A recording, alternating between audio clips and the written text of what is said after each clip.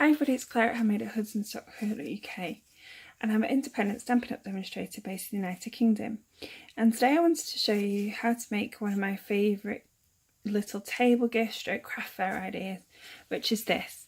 So it's a hexagon box which contains 4 Tealights. So this is a gorgeous Pooltes original. You can find this if you look onto hexagon box on her YouTube videos, and this is absolutely gorgeous. So this is using the new All Is Bright designer series paper and the itty bitty label punch, and then I've added some red adhesive diamanty things. I can't remember the name right now, but yeah, this is absolutely gorgeous and I was going to show you how to make it. So I have used these in the past for table gift, for craft fair, to sell at craft fairs. So this is the Christmas version, or our Christmas version, and I wanted to show you a non-Christmas version. So I am going to be using the Frosted Floral's Speciality Designer Series paper, and this is gorgeous. I'm in love with it. It's got a really gorgeous pearlescent shimmer. So I'm going to take this one out of the way and I'm going to bring in my scoring tool. So normally I'm a centimetre scale. This has got horrendous, well not horrendous, I think it's difficult centimetre scorings. So I'm going to do it in inches. So yes, I do have one. I do use it. I love it. Although in the last few videos I've been using my Simply Score tool. So this piece of paper is 5 3/4 by 4 inches. You can fit, I think it works out to be 6 from a piece of 12 by 12. So they're quite economical, shall we say, to make. So on the long side you want to score at, oh sorry, turn it round, 7/8. Then you want to score at 1 3/4. Now all dimensions will be on my blog, or you can check out Pooltes original. 2 5/8. 3 1/2. 4 3/8. and 5 1/4. And then on the long side, sorry, on the short side, you want to score at 7/8.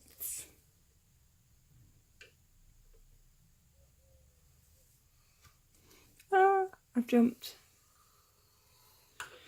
And 3. So you have it.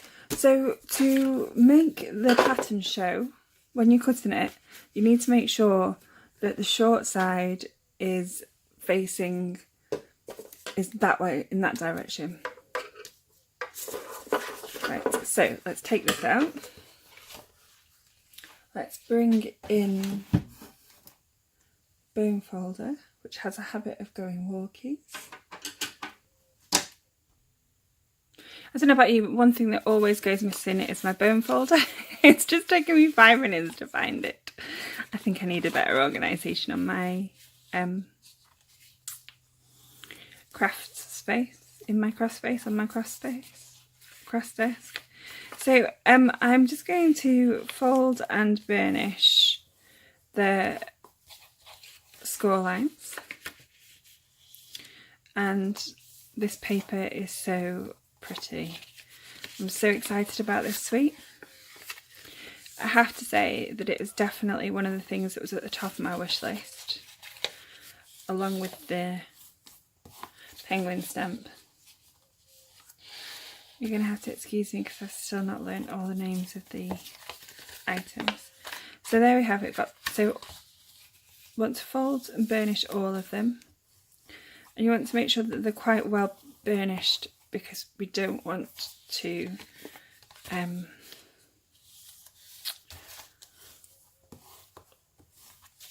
have a funny shape when we're making the box. So we've got a smaller one which is 7/8 and a larger one which is 1 inch. So it's the smaller one, the 7/8 at the bottom. So what we're going to do is cut off the bottom rectangle,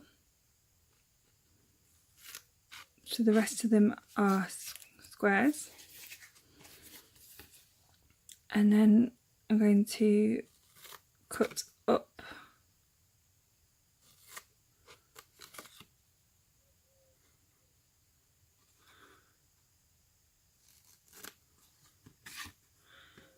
the rest of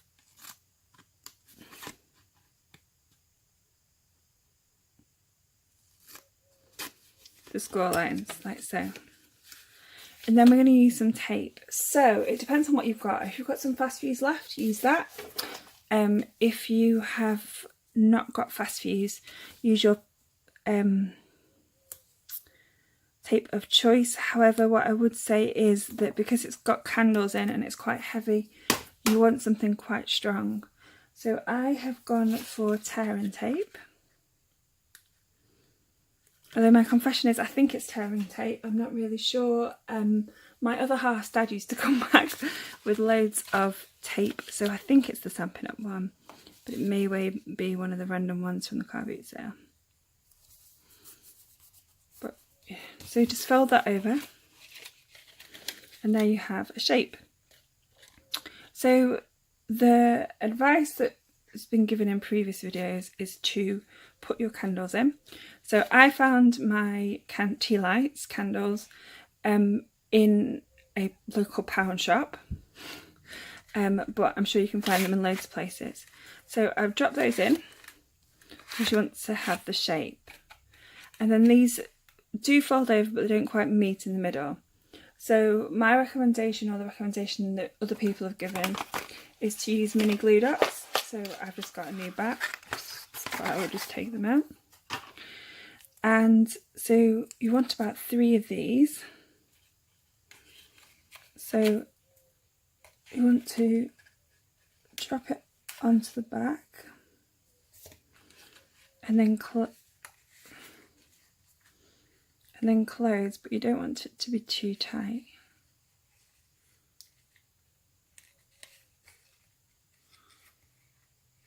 There you go. So let's go for the next one.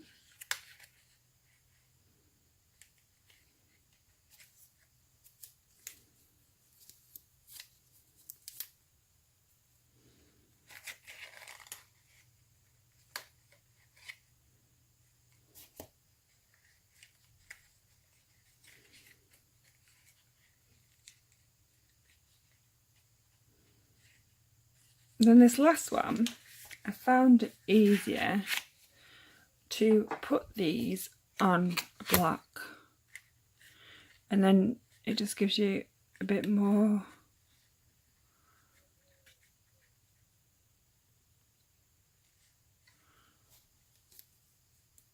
I don't know whether it's manipulation or I don't know whether it's just shape.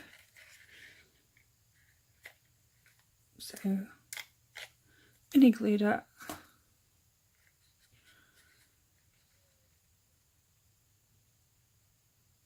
And then press down. So there we go. Take the candles out. Now upside down. And drop your bone folder in.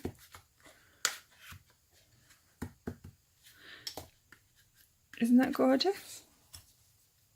So let's take these out of the way. And then I'm going to drop these back in.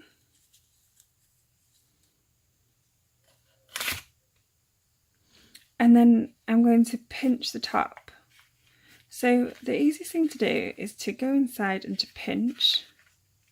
And to go around and to pinch.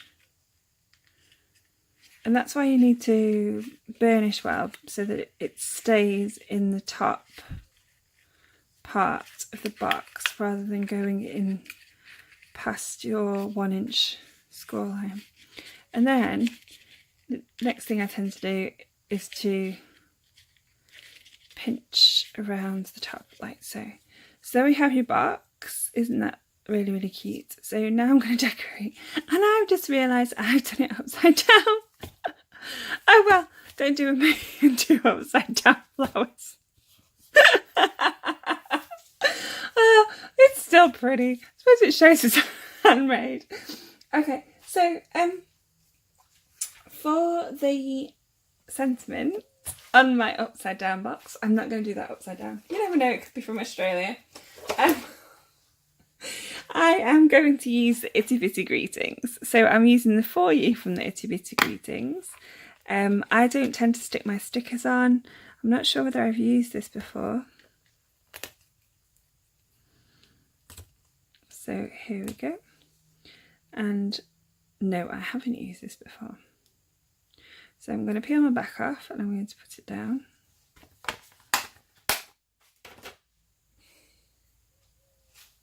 And I'm going to put it onto my block. Now, so what I need to do is I'm going to bring in my Blackberry Bliss, and because it's not been stamped before, I'm going to do a practice one, which is really, really cute. Oops, knock it. So I'm going to bring in the Blackberry Bliss again. I'm going to ink up my stamp. So we have a For You. And I'm going to just close this. So this is an old one. I love Blackberry Bliss. And I am going to bring in my punch. So this one isn't upside down. So I'm going to bring in my For You. And I only really need that bit to be straight. So there we go. Quite a huge punch. We don't really need it to be that big. So I'm going to, she says, I'm going to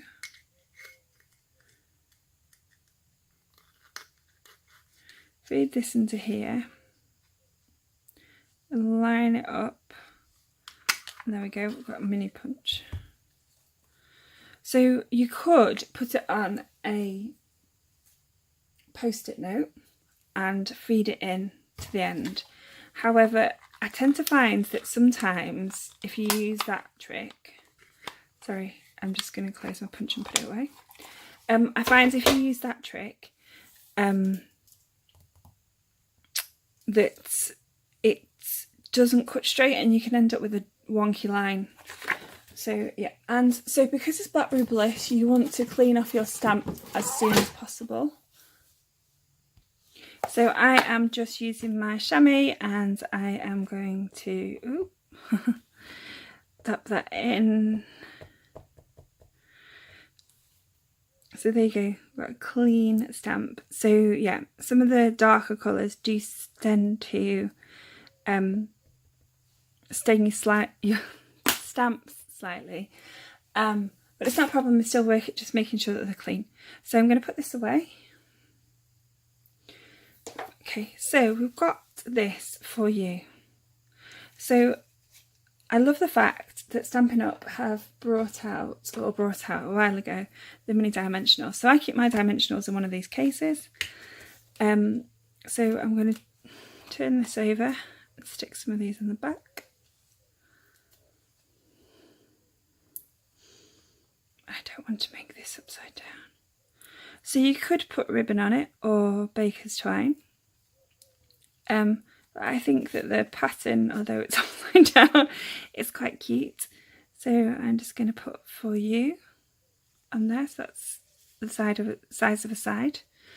And then to finish, I thought that I would use some dots from the Frosted and Clear Epoxy Droplets. So these are in the Frosted Floral suites as well. And these are absolutely gorgeous. I'm not sure whether you can see. But I am so excited about these. So we've got frosted ones and then we've got non-frosted ones. So I think I might use a few of the little ones. And then I'm going to bring out my Take Your Pick tool. I was so excited when I saw this in the catalogue. And I am going to pick this up and stick it down. Isn't that gorgeous?